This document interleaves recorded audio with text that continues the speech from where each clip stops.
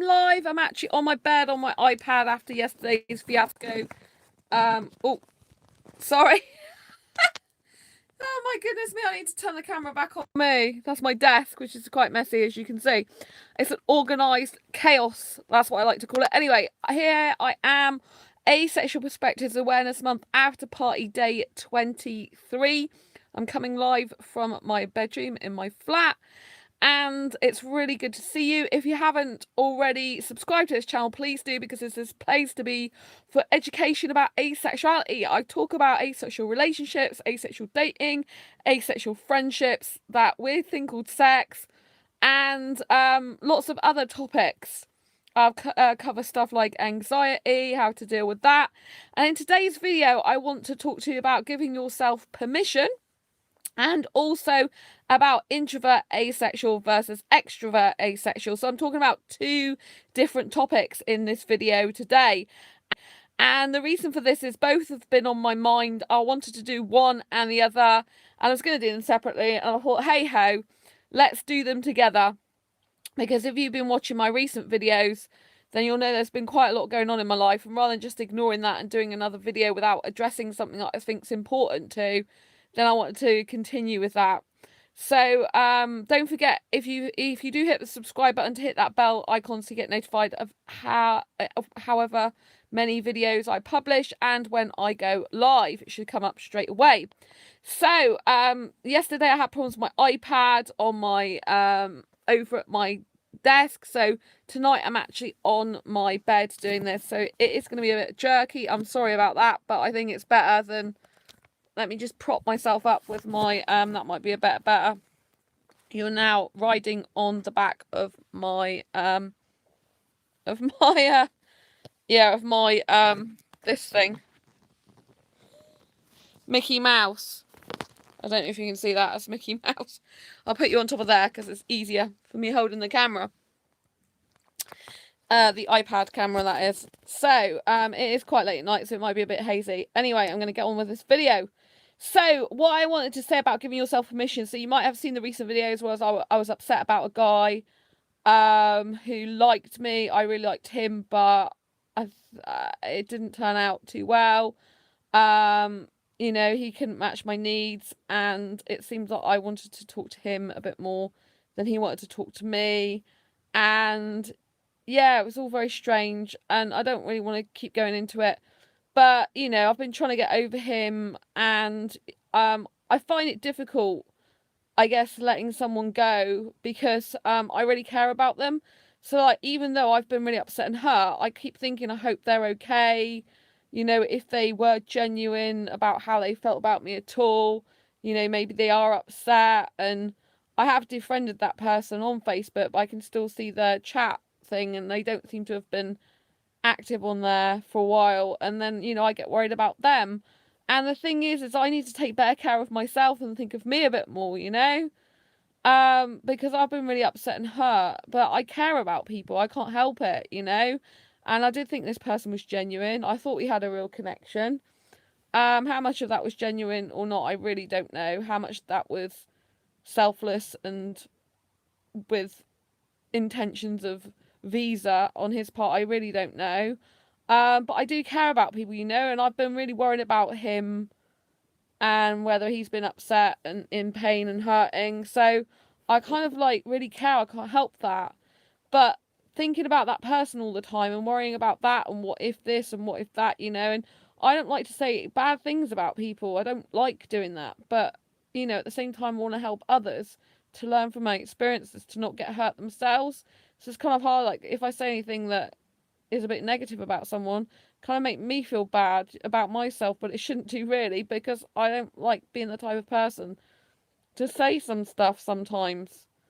You know, especially when I feel a person in my heart. So it can be quite hard, you know, to let that person go and to move on and to stop caring and, you know, look after me more, if you know what I mean. I kind of like keep replaying it on a record. So today I used a different technique, which I've not really used consciously that much before, which is the giving myself permission to stop caring, stop feeling for this person, stop my mind thinking about them, and to literally just focus on me and my life from now on. Because this person, I mean, they live with their parents anyway. They're 34. They can quite take care of themselves, and they live with their parents anyway. You know, I don't live with anyone but myself and my cuddly toys. But, you know, oh, I've got a spider in the room at the moment. I think I'm going to name him Eric. Seems to be the only one keeping me company here. No. Well, yeah, it's kind of true in a way. But, yeah, so I've lived on my own for years, but I used to have my guinea pigs here until I had to give them over to my parents to look after because I can't inject Angel because she's diabetic, so she has to be injected twice a day. So I've not been used to really being on my own, but now I have for the last few months, so that's harder. But yeah, so today I gave myself permission to just forget about this person or to not care about them as much and to just move on. I gave myself permission to stop thinking about them, basically. And because I'm a caring person, that has been hard for me to do, but it's felt so much better for me because I need to move on with my life. I have to keep a roof over my head, food on the table. I need to be thinking about doing things, you know, to make money now and in the future. And I really need to be on the ball with looking after myself and my own life.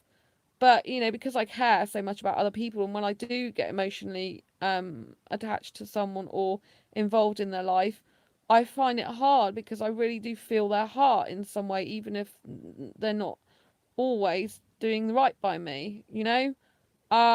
This person I don't think was a really nasty person or anything like that. I think some of his heart was quite nice, but I don't think his intentions were that honourable, if you know what I mean.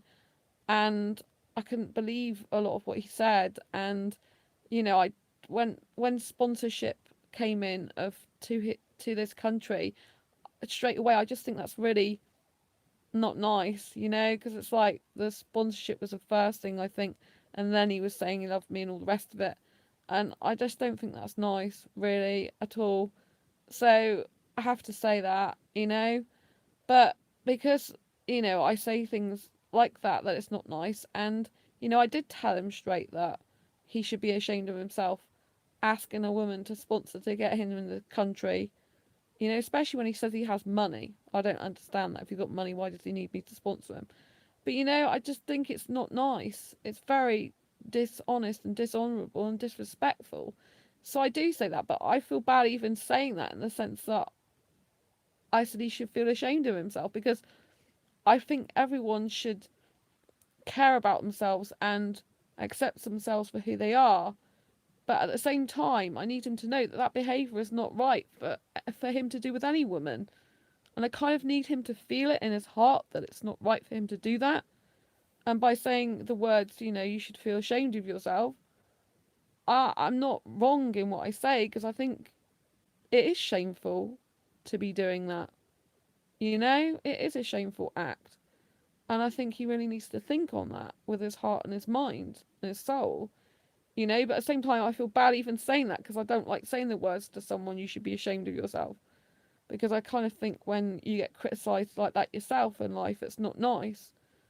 But so, yeah, it's really hard. But I've given myself permission today to just park it, you know, and to not care to the extent where I'm constantly worried about them and upsetting them. I mean, they've really upset me. But I seem to sometimes be more worried about them or more caring and still attached, and I have to detach. Because for all I know, they could be out partying or whatever they're doing. Do you know what I mean? I just know that they kept saying that I've made them sad. Again, you know, what about me? So, you know, I kind of need to give myself permission to detach from that person, to leave them to their own life, to forget about them. Well, not think about them. I don't really think I'll forget about them very easily, but to forget about them is fine. And also to not care anymore, to not think about them. I think not thinking about them is probably the best thing, and to just focus on my own life and being single and being happy being single, because being single is a wonderful thing, you know. And sometimes it's better that we're single and that we take care of ourselves better than anyone else can. Sometimes it's better that we just love ourselves for who we are and we take good care of ourselves, because at the end of the day, when all's said and done, is the only person we really have is ourselves. You know, when we pop out of the womb to the day we die, we're the only constant really in our own life is ourself, and we have to take good care of ourselves. So I've had to give myself permission. I know it sounds really weird, but that's the only way I could do it. I was saying, Sandra, you've got permission to not care about this person anymore. You've got permission to not think about them anymore. You've got permission to be totally single-minded again and to live your life for you and to just focus on your career, on your work, on what work you can get, on your life. And it's okay to do that. It's okay to stop caring. It's okay. I hate the word stop caring because I'm a caring person. So I think it's better actually that I can care for more people if I don't care about this person like I did, because then I can focus on helping others, you know, other people that need me, that in their life, that message me and they want my help and they need my support, you know, my moral support for them, and you know, they need me. So that's kind of where I'm coming from, you know, detached from this one person that's caused me heartache and pain, even though I care in that sense, but I need to, you know, detach myself and give myself permission to do that in order to move forward with my life and help other people and be loving again and feel good about myself again. You know, because when you have heartache and upset like this, it can make you feel bad about yourself in some respects, and I don't think that's a good thing, because, you know, I think really I'm a good person deep inside, and, you know, having to sort of be negative about a person because they didn't match my needs and their intentions may not have been honourable, you know, is kind of difficult for me. But, you know, so I've had to give myself permission. It's okay to forget about this person. It's okay to not think about them anymore. It's okay to not care to the extent that they're in your thoughts all the time. It's good for you to do that. It's good for you to just love you and concentrate on you. So that's the first part of this video. The second part of this video is about introvert versus extrovert asexual. So I really wanted to talk about this and bring it up. I think it's so important. So there are more asexuals that are introverted than extroverted, far, far more. And sometimes it's hard for introverts to understand extroverts, and probably vice versa. So an introverted person is someone who, from my experience, as I'm not introvert, but I know a lot of people who are, they get drained by, they get drained of energy by being around people. So they can only stand being around people for so long, and then they kind of get drained of energy. And with the introverts, it's kind of like they need their own space a lot, and maybe they're better at talking one-on-one with people rather than being in a group.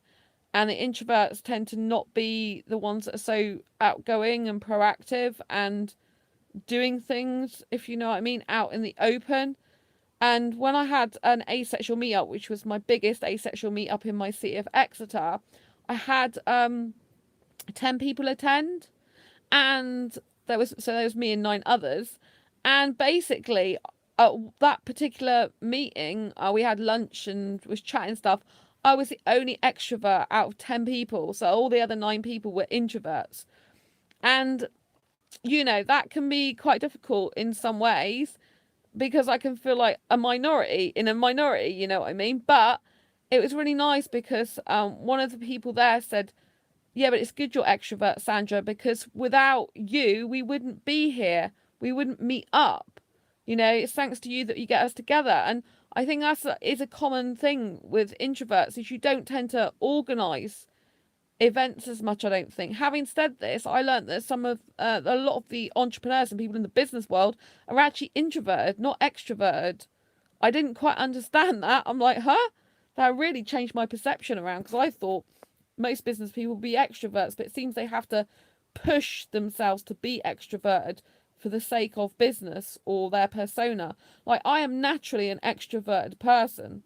You know, so introverts tend to get drained of energy easily. If they're around a lot of people in crowds, it sucks their life out of them and their energy, and they need to go back in their shell or go back in their home to like recharge and recuperate. Whereas me, if I'm out with in a group, if I'm out dancing or around a lot of people, I get energy from that. But I also get energy from myself. And that's a very interesting thing, is because, you know, I learned a long time ago that extroverts tend to get energy from other people, whereas introverts, I think, can get energy from themselves. But I get energy from myself, and I get energy from other people. So I'm like one big fireball of energy, basically. And I could go for, you know, I mean, if you've been watching my live streams recently, some of them go on for an hour and a half. And I can just talk non-stop, energetically, for an hour and a half, and I have no problem doing that. And I can do it to camera. I kind of feel that's a gift, because a lot of people, they just can't do that. I mean, some of the extrovert people, they can't go for that long talking non-stop. They just can't. And, you know, they'll be drained of energy. Whereas me, I get a buzz off it. You know, the more I do these live streams, the more I want to do them, the more addicted I feel, and the more happier I actually feel. I actually feel better doing live streams than do recording stuff. I find it easier. I find it's better to connect with my audience, you know, you guys that are watching right now. I find it's easier to answer your questions in the moment as well. Of course, I reply to comments. I try to reply to every comment. Unless they're spam or abusive, then they usually go in my spam folder and deleted. And by spam and abusive, I mean stuff like, you know, I have disgusting stuff to do with sex come my way, because obviously people like to test my asexuality or just like to be nasty. So that usually automatically goes in my spam filter, and I get rid of them. Like, I got rid of one the other day by someone who keeps doing stuff, posting stuff, and luckily most of it goes in spam straight away. So you know, but so I can go for a long period of time, but it's hard when you're doing asexual dating, if you're on asexual dating sites and stuff, or even if you're, you know, on asexual sites for socializing, because a lot of people are introverted. They tend to won't make the first move in talking to you, and sometimes they won't keep up the conversations. You know, so that's quite difficult. I mean, I noticed on asexuality.com, which is predominantly an asexual dating website for asexuals, the majority of people, when they do talk, they'll talk quite a bit in the forums, but when it's on a one-to-one basis, they kind of won't. They won't approach, and a lot of people on there say they're introverted and they won't approach other people, because it's not something they naturally do. You know, they'd be too shy to do that. You know. So it's kind of like it's left to the extroverts, really, to make the first moves and to continue the conversation or get groups going and stuff like that. But, you know, extroverts and introverts still need to mix it up a bit. We still need to have traits of each other. So I do have actually some introvert tendencies, which, being so outgoing and extroverted, you would think I don't. But my introvert tendencies are the fact that I'm at home a lot.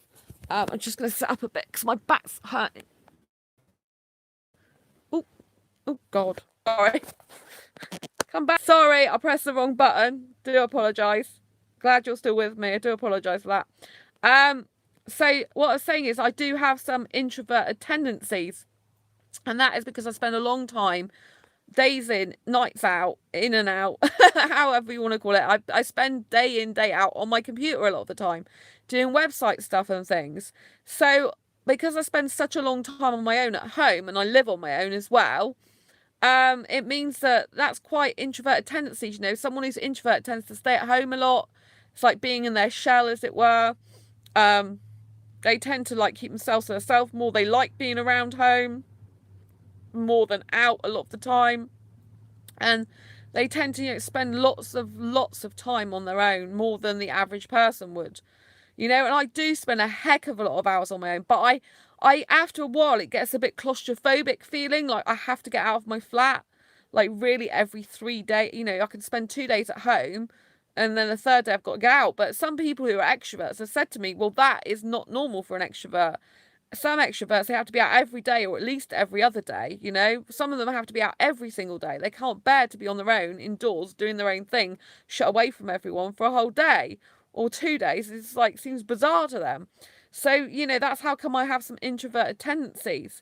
Now, could an introvert and an extrovert live with each other and be with each other?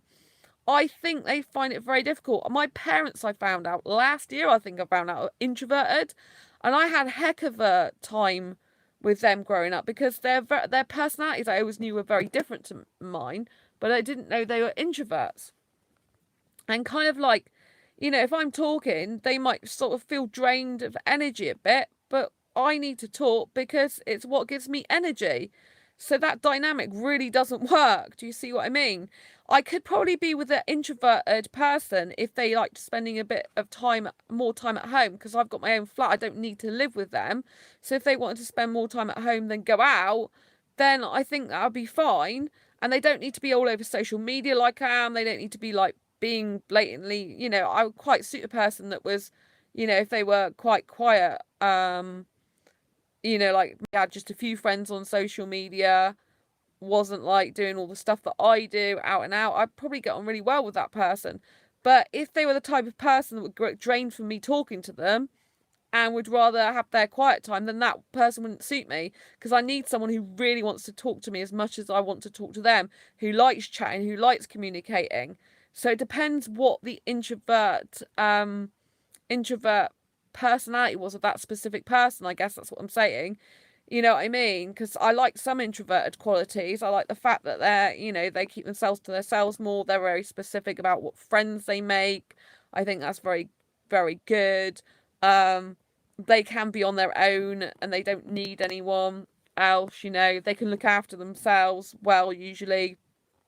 Um, you know, and they're used to spending time on their own. So, you know, like I don't think they're probably less of, you know, like the guys are probably less womanizers in a way, because they're like, you know, I can rely on myself more and stuff like that. I don't know if that's true. That's just my impression. And probably that, you know, they're more careful about who they be friends with, and I'd rather have a guy like that than a guy who just goes around friending loads of women, to be quite honest.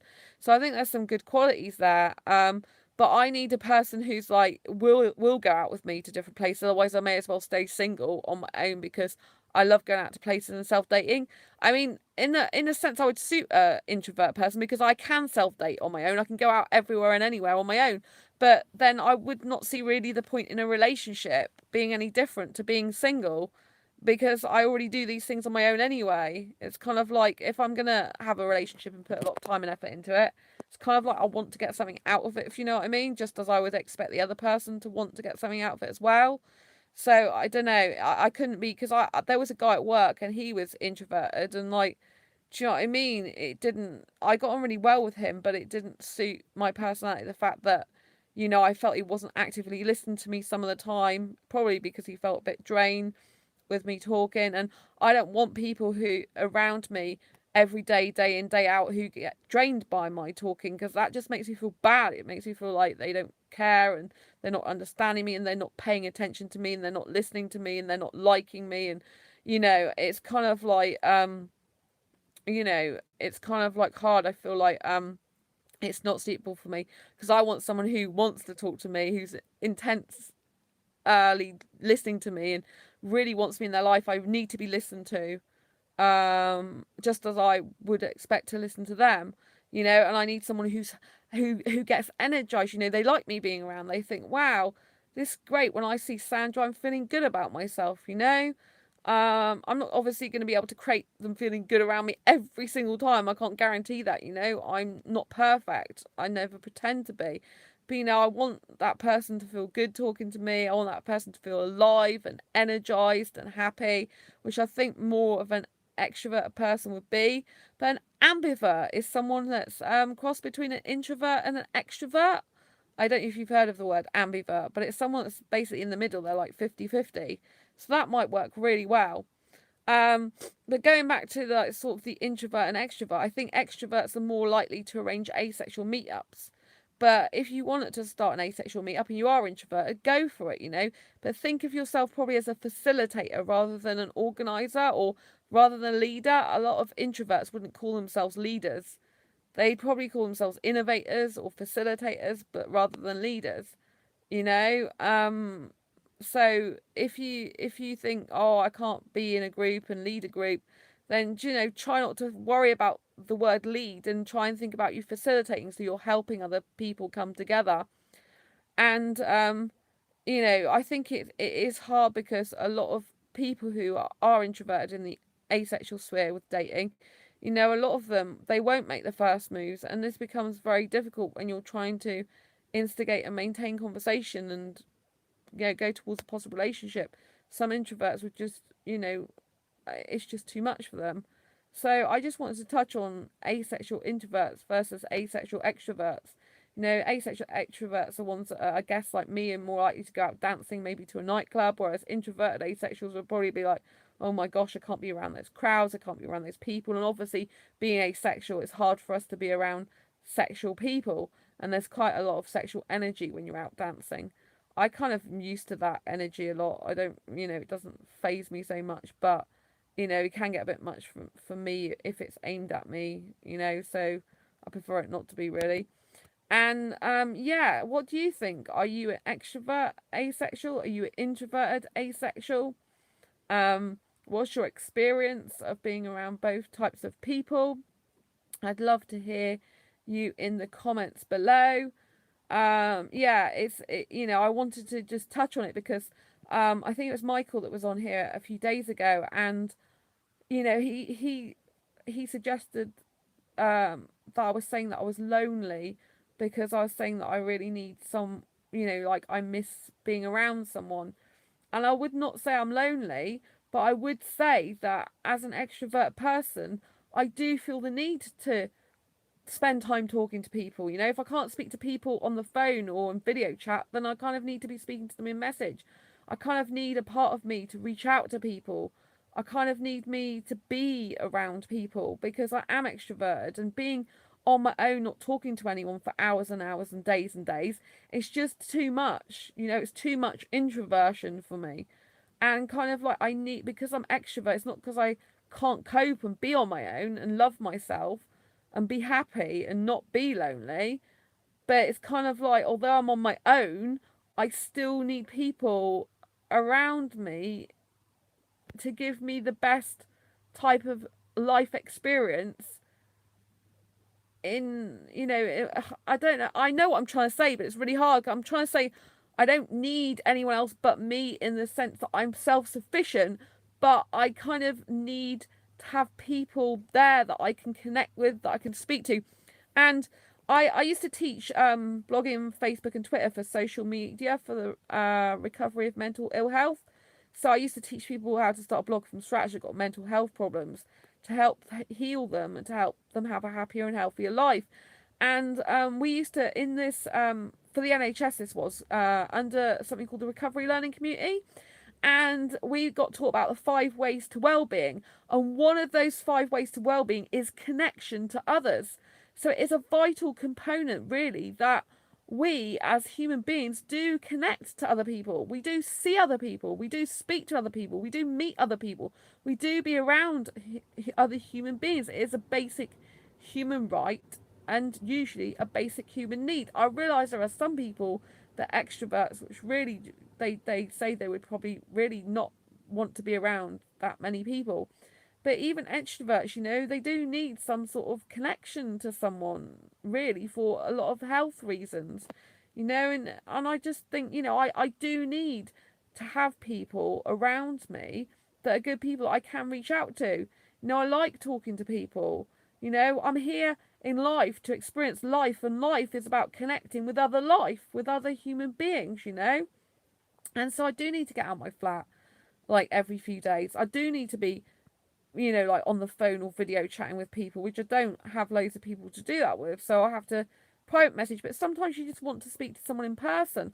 I guess that's why I love doing these live chats, especially if live streams, especially if I have people interacting on my channel. I love it because it's like I'm having a conversation with a friend.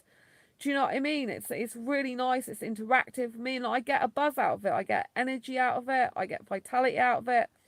And I feel good, I feel good actually being there in the moment with that person, whether I know them well or I don't.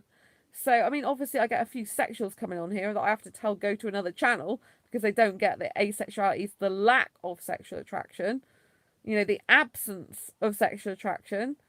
So yeah, I think introverts tend to maybe not need to be around people as much. They don't need to get out of the house maybe as much. They can, they can be on their own for longer periods of time without feeling the need to connect to others. Whereas, I am extrovert. I do need that in my life. I do need to connect to other people. And I think, that's what I kind of miss in a relationship as well. I love being single, but the relationship aspect, I guess I miss having someone there to chat to day in, day out, you know, someone who will be my bestest forever friend, and we can be there for each other, you know, and, you know, message throughout the day and checking on the other person. You know, I don't need to live with them or be with them 24/7, but I kind of need to the communication to always be maintained, and that connection. I feel comfortable like that, you know. And if it's like disconnected or not maintained, or not, that person doesn't want it as much as me, it doesn't feel good to me. So, you know, I think as an extrovert, I need to get out and be around people more. And, you know, like, I think craving a relationship a bit more lately, it's been more to do with connection. You know, I need that human connection in my life. And, you know, I like it actually to be able to meet people and speak to them. And, you know, I think online friends are amazing. It's great, but I think nothing beats that in-person warmth that you get from meeting people. Like when I meet other asexuals at my meetups, it's like I'm re-energized and revitalized, and I just feel so comfortable and happy. And it's like I wish every day could be like that in my life, because the majority of my asexual friends don't live in Exeter, and obviously everyone's got their own life. I mean, there is a guy who lives in Exeter, but he's introverted, whereas I'm extroverted, you know? And we do meet up sometimes, but we're very different people. So it's kind of good for us to meet every now and again rather than all the time, because we need stuff to talk about, because we are very different people, you know? So, and because, you know, he's introvert and I'm extrovert, it does make for interesting conversation. But I think whether you're introverted or extroverted, you're all beautiful, you know, in your own right. You're all amazing. But I just wanted to touch on some of the differences, because an introvert asexual might be like, well, I'm happy with my alone time. I need my space. You know, I can spend hours on my own reading or doing whatever. Whereas an introvert will need probably like to be around people. We'll need to go out more. We'll need to chat to more people. We'll be outgoing. We'll need a lot more human connection, a lot more people in their life that they can see physically, a lot more people they can chat to online. You know, that's like two different personality types. Both are valid. It just makes finding an asexual relationship harder, I think, because especially because a lot of asexuals are introverted, which means they don't usually tend to make the first move. And being an extroverted asexual, you know, I really probably would suit an ambivert or another extrovert person better, you know, because I'd want to go out with them and they would feel energized and happy with that. And I like talking a lot, and, you know, and they would feel happy that I was listening to them and talking to them a lot too. And, you know, I think, but as I'm a, you know, asexuality is a minority, so the minorities were 1%, and then there's the fact that more asexuals are aromantic than romantic, so I'm a romantic, so that's like another minority. And then I've got the fact that I'm an extrovert in a minority pool of introverted asexuals, so that I'm again a minority. And then with my particular type of relationship I want, it's got to be really with a foreign guy, and I live in the UK and don't want to move. So it's like, you know, you can see how difficult it becomes when you put the whole bag of components into the mix of what makes you up as a person, about how difficult it is to find someone, you know. And obviously introverts are going to have a problem, because they're going to have to get themselves out of their comfort zone and be a bit more extroverted in order to approach people on asexual dating sites and in asexual groups, in order to get a relationship if they desire one. You know, there was a video I posted from a dating coach in my Asexualise no sex dating group the other day, and that was about how shy people can get like a good guy. It was aimed at women for guys, but it's equally pertinent to guys for women. You know, it's all about a shy person, you know, who's introverted. They said the word shy, but the whole video was about an introverted person, and because they assume that shy people are introverted. Is that true? Probably, to a lot of extent. But if you know different, post in the comments below. And so they were saying that, you know, that an introvert has to become out their shell and has to develop and use some extrovert techniques, because otherwise they're not gonna get anywhere with the dating. So basically, if an introvert stays indoors all the time, you know, that person isn't going to come into their life that they may have always wanted to be with. Do you see what I mean? And it's the same for all our asexuals. You know, we all have to get out of our comfort zone and go out there and try and find the right person for us if we are romantic and really desire a romantic relationship, for example. You know, and that's tough. You know, it's a tough world out there, especially when most of it's sexualized and it's like kind of alien to us. But even in the asexual dating scene, you know, there's some sexuals that get in there, you know, so you've got to be really careful as well and suss them out. And, you know, if your instinct tells you that someone doesn't seem asexual, you're probably right. Or maybe they're just not the right type of asexual for you. But 9 times out of 10, you're right. So probably 10 out of 10, really. So there you go. You know, trust your intuition, trust your gut. So I hope that's been helpful to you in navigating the sort of world. So introverts, if you are listening to this, you know, you are having problems dating and getting someone for a relationship, like asexual, hopefully you're looking for, if you're sex repulsed, for example, then, you know, you have to make that first move. You have to push yourself out of your comfort zone to go and approach people, to say hi, you know. So, you know, if you've seen their profile, say hi, I liked this in your profile, or can you tell me about that, more about that in your profile, or what type of relationship are you after, you know.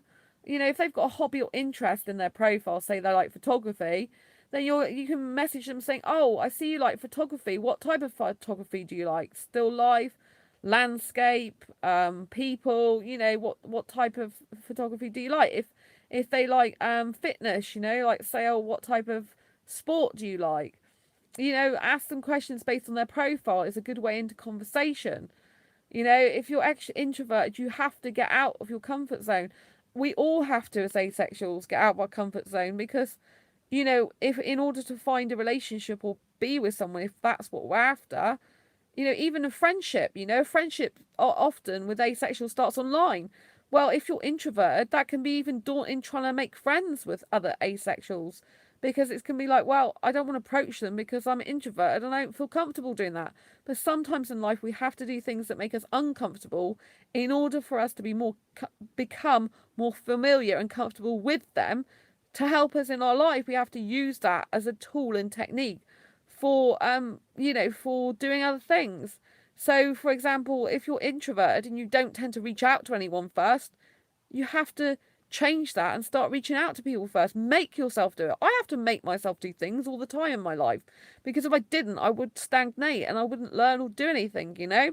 I mean, doing these live streams, like last month I did a live stream every single day for 31 days of July. Did I think I'd be doing another set of live streams this August every single day at the time when I started July one? No, it was a challenge for me. Now I've got used to doing them. It's kind of like, I think it'd be kind of going backwards if I didn't do them. So that means, do I stick to doing the live streams every single day for like months and months of my life? Or do I knock it on the head and say, okay, I'm going to go back to doing the recorded videos like once a week? You know, but at the moment I'm really into live streaming because I've got into a habit with that. I kind of feel it's quite good, and that's the thing. We need to get into habits. So, if you, oh, let me just grab some water. Eat or mug today.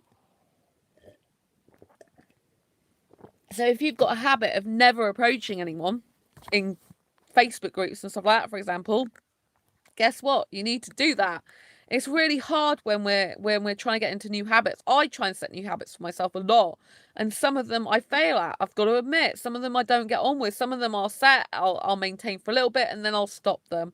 Or it feels bad, you know, it feels like the good habit that I'm trying to get is not good for me, and so I'll stop doing it. Or something else crops up that means I can't do it, or it's not going to be good for me in that way. So I'm not perfect. I really struggle myself with setting new habits. I really struggle myself with a lot of things, but I am good with trying to push myself out of my comfort zone, probably more than quite a few people are, you know, and especially considering my past when I would, in my past, I would say though, even though I was extrovert, in the past I would say I'm a lot more introverted in the fact that I wouldn't even go in groups years ago, you know, I was quite shy, and I wasn't very good in social situations. I couldn't cope with any more than one or two people max. You know, like I couldn't like be around like two women really. The only thing I could cope with at college was like if I was in a group with me and two guys, because I've always tended to get on better with guys in general. And, you know, if it was me and two guys, then I could hack it. But if it's me and two girls, I couldn't stand it, And so I couldn't, basically, for years of my life, I could only be one-on-one with people. I could only meet people one-on-one situation. Well, obviously doing that means that it cuts out a lot of people from your life, and it also cuts out a lot of potential of places you can go and things you can do, because, you're not going to want to be around a lot of people, or you're going to feel uncomfortable. So I had to push myself, and like, I never used to go out to work, dudes. And then when I was in my last employed job for 5 years, that's when I started to go out with people from work. And I had to push myself to do that. It wasn't a natural thing for me to do. It was quite a daunting thing, but I worked out in my head, if I make a beeline for the person that I feel most comfortable with and sit next to them, then I'll try, if things go wrong or don't feel comfortable, I can talk to them most of the time. Now, obviously, if that person is the type of person that likes to mingle with others, then you talking constantly to that person can be a pain in the backside to them. I have to let you know that. And it may feel uncomfortable for them that you need to get away from you and speak to other people because you're hogging all their time. So, you have to kind of think about other people in situations, not just yourself.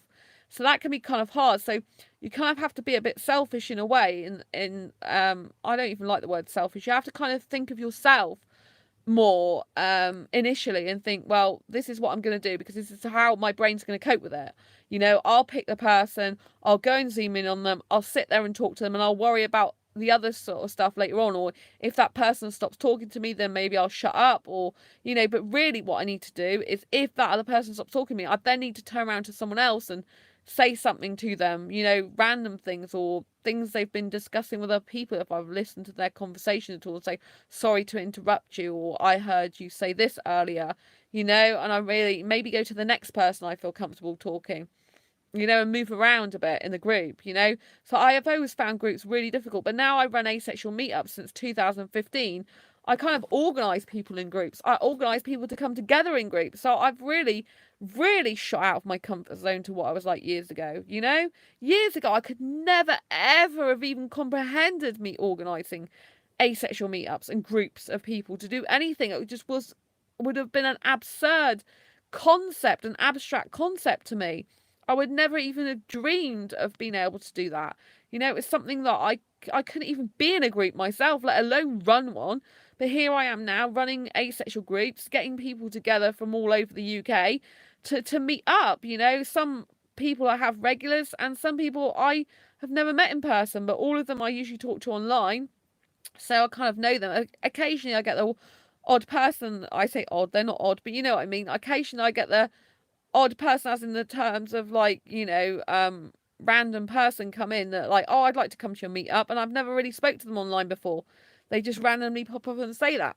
So, then I don't know what that person's like. And I personally, though, if I'm honest, find it better to organise asexual meetups and organise a group and sort of lead that than I do going into a group of people that I don't know, if you understand what I mean. Because it's like, I'm creating that. I'm making change happen for me. And I think that is so important as well, to make change happen for you in your life. I have learnt this several years ago now, since 2012, I'd say, when I freed myself of depression, that one of the things you need to do if you hate change, and I've hated change throughout my whole life, but I'm better with it now than I used to be. So prior to 2012, up to then, I couldn't stand change. Change was happening in my life constantly, and I just felt out of control. I hated it. I used to make me upset and in tears a lot of the time. And I just felt like overwhelmed by the amount of change and things coming into my life. But now I make change happen for me. So my mindset's completely turned around. My life's completely turned around. And now I make change happen for me. I feel so much more comfortable with change because I'm in control of the change. You can't be in control of every change. Things will happen, like, what happened recently with the guy I liked, that happened all of a sudden, like, after speaking to my mum, and my mum saying, well, I think he just wants you for sponsorship. Like, that sent my mind in complete turmoil. Like, does he? Doesn't he? I thought he was genuine. I don't know anymore. But he's not matching my needs anyway. So it's kind of like, and that kind of like was a change. But then I decided to take the bull by the horn and confront him on my needs not being met. His behaviour or lack thereof, his action or lack thereof. And other things. So and I had to confront him about that. And that's difficult when you care about someone. You don't really want to know the answers, even if you know them already. So, or you think you do, but you have to do what's right for you at the end of the day. And only that person really knows what the truth is. And only you know what your truth is. So that can be really hard. But what I'm trying to say is, you have to get out of your comfort zone in life. You have to try new things. You have to push yourself to do things you don't want to do. Like I pushed myself recently to go dancing again by myself. That is a huge deal to me. The amount of anxiety that comes with that is horrendous for me. I get to the point where I'm nearly throwing up sometimes. But particularly the first time I did it, even the second time is hard. But I make myself do that because I don't want to be indoors all the time and living for other people coming into my life that can go out with me to these places. I've waited long enough to do that. I'm thinking, Sandra, the clock's ticking. Year by year is going past, and that person that you want to go out clubbing or dancing with doesn't come into your life to go. I mean, I have got friends and they do go out with me places, but they don't go to the same type of places that I want to go to. They go to some other places that I probably wouldn't normally go to. And they go to, they don't want to go to the places that I really crave to go to. So that's why I've done it. Plus, I want to meet an asexual guy. I doubt in some ways, I doubt I'll meet him out dancing because asexuals are more introverted in general. And they don't tend to be being around a lot of people dancing because of all the sexual sort of stuff that goes on, like guys picking up women, for example. Obviously, women can pick up guys as well, and they do. For sex and stuff, and that isn't a good thing. But I kind of am hopeful that maybe if there is an asexual guy in my city and he likes dancing, maybe he is an extroverted asexual, that just maybe he might be at this place that has lots of foreign asexuals that go dancing. I say foreign because I'm, asexually attracted to foreign guys, and I want a relationship with a foreign guy rather than a British guy. Whether or not that's good for me or not, I don't know. So far it hasn't worked out, but I keep trying. But at the moment, I'm just happy being single after the sort of traumatic experience, really, recently. I think it's good for me to be single. Really good. I mean, I was single anyway, but, I think it's good for me to get back to my single-minded roots, get back to loving me more, get back to, like, self-dating more, get back into individual single mode, living your own life. And like I said this at the beginning of this video, give myself permission to not think about that person, to not hold them in high esteem, and to be in my mind all the time because I care, to let them go in that way. So, and just move on with my life and, well, get on with my life, So I hope this video has been really helpful to you. I hope you understand that I think introverts and extroverts are both valid and fantastic in their own right. And I know that, it's also good for extroverts to try some introverted stuff, like be at home on your own sometimes, because it's good for you to be comfortable and confident in yourself and on your own so that you don't need other people, if you know what I mean. Even though you might need the connection of other people in reality, if you know what I mean. So I hope this has been helpful to you. If you've got any questions, I know there's people that have been watching this video nearly all the way through. Thank you so much, because it's been another long live stream video. I really appreciate you caring about this channel, about asexuality, about what I have to say. Thank you so much for actively listening to me. I really, really appreciate that in you. Without you, this channel wouldn't exist. I only do these live streams because I want to connect with you and I want to help you in many different aspects. I don't know any other asexual YouTuber at the moment doing live streams every single day. I don't even know many asexual YouTubers that actually do that many live streams consistently. But maybe I'm wrong on that, so if they're doing live ones, then let me know. But at the moment, I'm just doing a live video every single day, which is, I think, unheard of, like, to keep going, like, constantly on live streaming. But I'm enjoying it. I'm loving connecting with you. And as always, if you've got any comments, queries, questions, please post them in the comments. I'd love to hear your feedback. I'd love to hear what you think of these videos. If you like this video, please give it a thumbs up. The thumbs up is really important because it helps me get higher up in search engine rankings with asexuality, And the more I get up the search engine rankings with asexuality, the more asexuals I can help. I cover a lot of different topics on this channel that some asexual other channels don't, they shy away from some of the stuff, or they just stick to the same old thing. You know, if you listen to my videos recently, thank you for the thumbs up. If you listen to my videos recently, you'll notice there are a lot of topics that I cover, a lot of topics in one sitting, in one like session. Like today I've covered like you know, like giving yourself permission to like you know, move on from a relationship that's no good for you, you know, to move on from other people, to move on with your own life.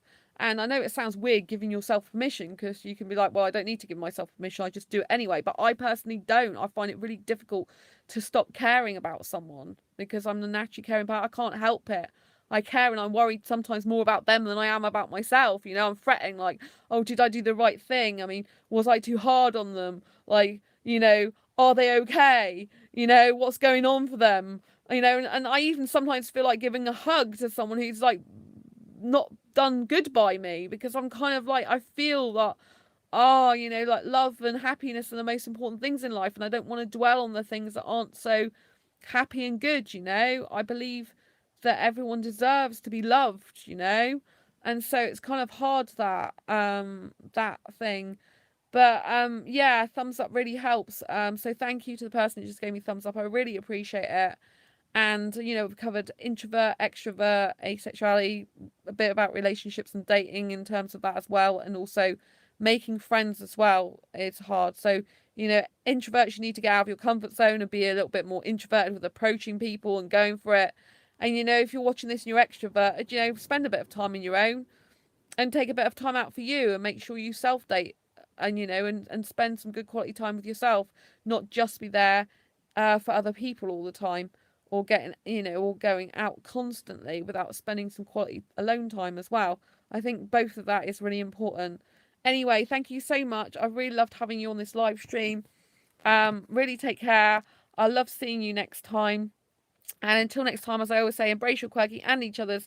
If you're not yet subscribed to this channel, please subscribe below. Hit that big subscribe button and the bell icon so you get notified of every time I post a new video or go live. Yes, if you hit that bell icon, you'll be notified. Like, hey, Asexualise, my asexual life, which is the name of this channel. I'm Sandra. You'll be notified straight away if I've gone live. If you're looking for asexual products like clothing, merchandise, there are links down below.